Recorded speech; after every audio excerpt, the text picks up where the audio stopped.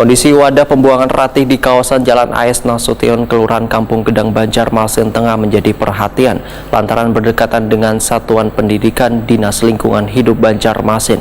Hanya bisa membenahi dan menambah sarana untuk penampungan pembuangan ratik lantaran terkait pemindahan wadah pembuangan ratik dinilai sangat terkendala.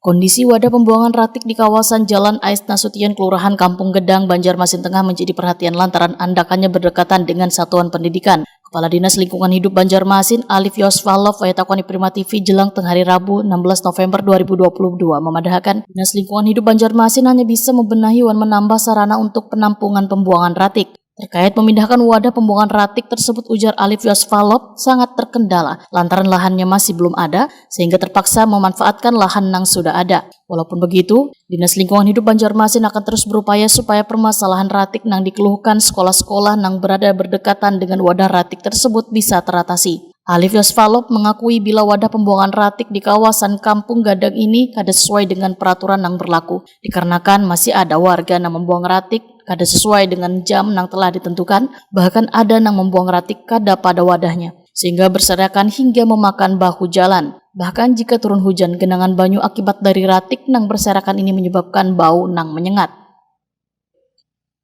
Kami sudah koordinasi sama kawan-kawan khususnya di persampahan. Nanti kita lakukan perbuat apa untuk di sana, kita evaluasi lagi karena kan itu di situ ada SD, ada PAUD di dalam, karena kan kita ini masih terbatas nih. Apakah nanti kita di sana siapkan amrol gitu untuk numpuk. Jadi sampah khususnya air lindinya ya, yang menyebabkan bau itu air lindi yang turun ke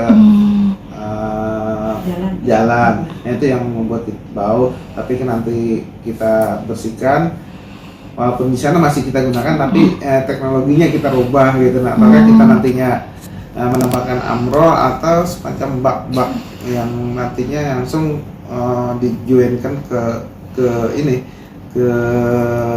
mobil amrol. Karena kita ada kan teknologi sekarang yang menggunakan box yang punya nanti diambil sama ini yang pakai roda 2 sama tempat sampah juga tapi muatannya sekitar 2 sampai 3 ton gitu. Nah, untuk satu bak gitu nanti kita lihat.